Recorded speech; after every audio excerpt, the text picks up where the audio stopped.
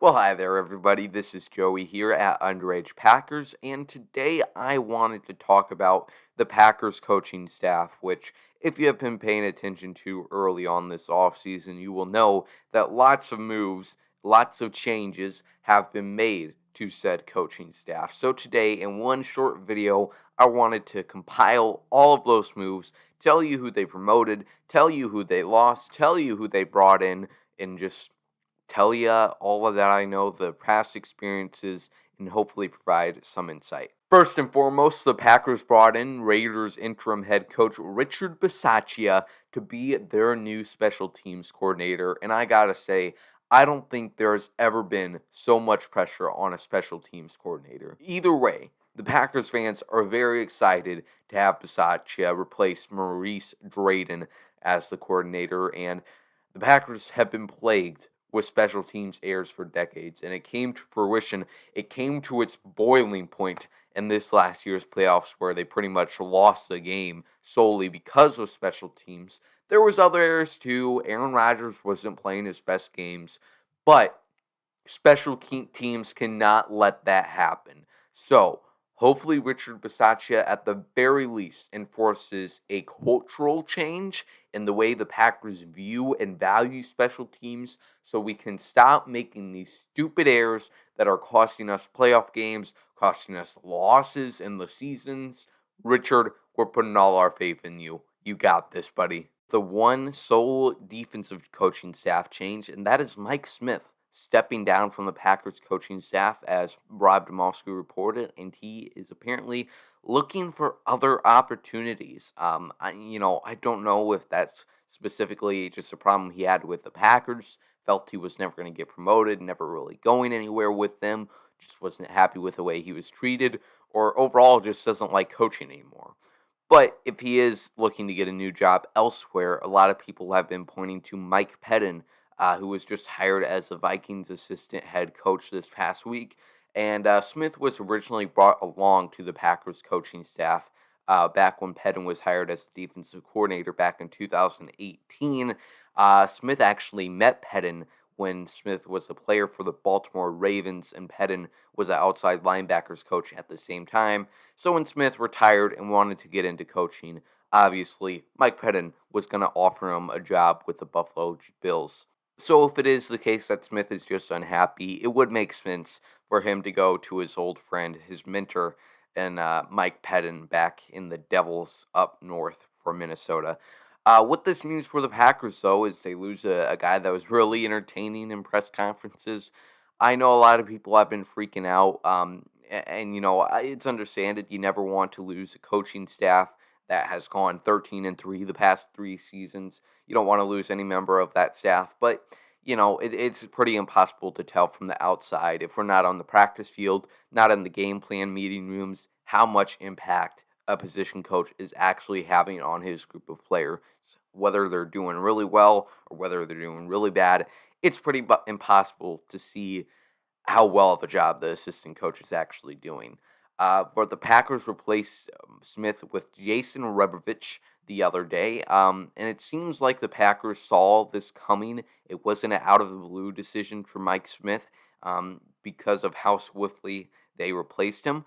And Robovich was formerly the Jaguars defensive line coach in 2019 and 2020. He was out of work in 2021, and now the Packers are bringing him back into business. So we'll have to see what he does with the outside linebacker group that has quite a few potential. You have Rashawn Gary, a third-year player who is looking like he is on track to be one of the best pass rushers in the league. Maybe Preston Smith is back. I think you can pretty much rule out Zadarius Smith being back. But maybe Preston Smith works out an extension. Maybe you bring in Whitney Mercedes in there, and I would be surprised if the Packers don't draft an outside linebacker in this upcoming draft at some point. So, Robovich has got quite the task ahead of him. Now to the offensive side of things, Packers quarterbacks coach Luke Getzy was hired by the Chicago Bears to be their play-calling offensive coordinator under new head coach Matt Eberflus, and the Packers really could do nothing to prevent this, as they weren't going to have Matt LaFleur forfeit over his play-calling rights just to keep their quarterbacks coach. But it does seem like this one is quite the loss. Aaron Rodgers spoke highly of Luke Getzy many times, so unfortunate to see him go. And hopefully he doesn't have a lot of success with the Bears. And then the Broncos hired Packers offensive coordinator Nathaniel Hackett to be their head coach. Hackett had a few job interviews lined up last year, and there were a lot of people expecting that he'd get a job somewhere in this coaching spree hire. So good for Hackett. He also brought along Packers tight end coach Justin Oden to be his offensive coordinator. So a lot of Packers coaching members going over to join Hackett in Denver, which is definitely not because they are trying to recruit Aaron Rodgers. That would be totally malpractice, very bad management on the side of the Broncos if they were just hiring a head coach to possibly get a player for 4 or 5 years at the end of his career. Anyways, that's a terrible narrative. Packers lose Hackett and Auden to the Denver Broncos. To replace these, the Packers first promoted offensive line coach Adam Stanovich to be their new offensive coordinator, filling Hackett's void. Stanovich has gotten a lot of praise from the rest of the coaching staff and the players he's coached. The offensive line with, unexpectedly good players these past 2 years. So great for Stanovich to get that promotion. And then an interesting one, to fill the void of Luke Getzy, the Packers hired Tom Clements, who was with the team with some capacity from 2006 to 2016. Quite the chunk of Aaron Rodgers' career there from 06 to 16. And Clements is now 68. He is coming out of retirement after spending the 2019 and 2020 season with the Arizona Cardinals, and now he's back. You have to think it would be pretty hard for the Packers to convince Clements to come back out of retirement if Aaron Rodgers coming back was not in the plans. But who knows? Maybe Clements really wanted to get one last kick out of it and develop Jordan Love and then retire a few years later at like 75. Who knows? But Clements, spoke highly of by Aaron Rodgers, was with Mike McCarthy's staff for a long time, obviously, so hopefully he still has that juice in him. Finally, for the tight end coach on the offensive staff, the Packers promoted John Dunn.